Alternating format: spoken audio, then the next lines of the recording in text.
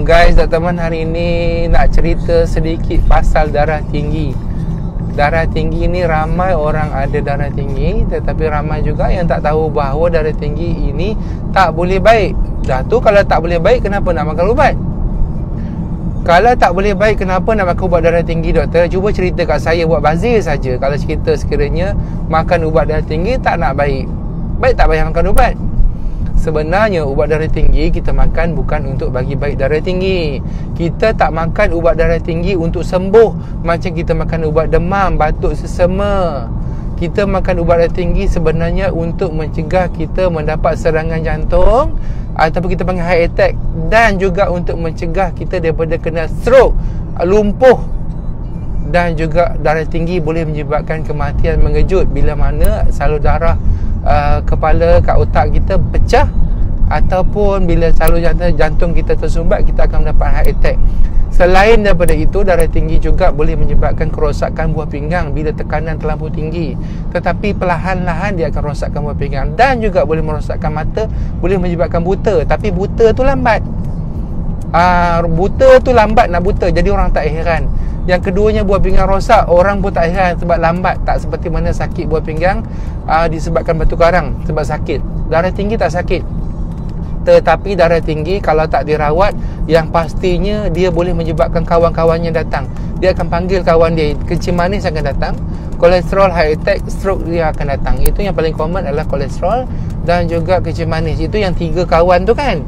Tetapi yang paling kita risau tu adalah lumpuh dan juga serangan jantung. Yang tu yang kita tak nak. Jadi ubat darah tinggi sebenarnya adalah ubat untuk mencegah serangan jantung dan juga kelumpuhan. Yang kita makan hari-hari ubat kencing manis, darah tinggi itu untuk apa? Untuk mencegah supaya jangan kita jadi lumpuh dan juga heart attack. Bukan kita nak sembuhkan darah tinggi, bukan. Kita tak nak sembuhkan darah tinggi sebab darah tinggi tak akan boleh sembuh. Sebab apa? Sebab darah tinggi ikut umur. Formula kiraan darah tinggi adalah blood pressure, BP, bersamaan dengan equivalent to age plus 100. 100 plus age dibahagi dengan yang bawah tu, kita nak sekurang-kurangnya jangan sampai 90. Ingat jadi saya akan tulis kat situ. Jadi bila umur kita meningkat, tidak ada siapa-siapa manusia di dalam muka bumi ini, termasuk binatang ke haiwan ke, semua umurnya meningkat. Tidak ada siapa umur yang patah balik. Alright? Jadi bila umur kita meningkat, tekanan kita akan meningkat. Satu cara saja untuk memberhentikan darah supaya jangan naik, berhentikan umur anda. Sekiranya anda boleh berhentikan umur anda, umur 25, 20 saja, darah tak akan naik. Seperti mana uban, kalau kita boleh berhentikan umur kita, uban insyaAllah tak naik. Ada juga orang yang tak beruban, itu lain cerita. Tetapi maksudnya kata, kalau kita nak rawat uban, bukan untuk membaikkan uban, untuk sementara saja. Selepas habis dia punya dye tu, maka uban tu akan jadi putih semula. Samalah darah tinggi. Ubat yang paling maksimum berkesan antara 24 jam sahaja. Habis kesan ubat, maka darah akan naik semula. Macam kita sapu dye kat kepala, uban inai, habis kesan inai, maka uban tu menjadi putih semula.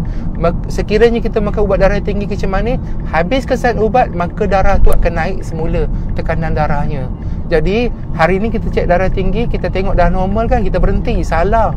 Sebenarnya kita perlukan rawatan itu, bukan untuk baikkan darah tinggi, tetapi untuk mencegah kita daripada mencapai komplikasi serangan jantung, heart attack, mata buta, buah pinggang rosak dan sebagainya.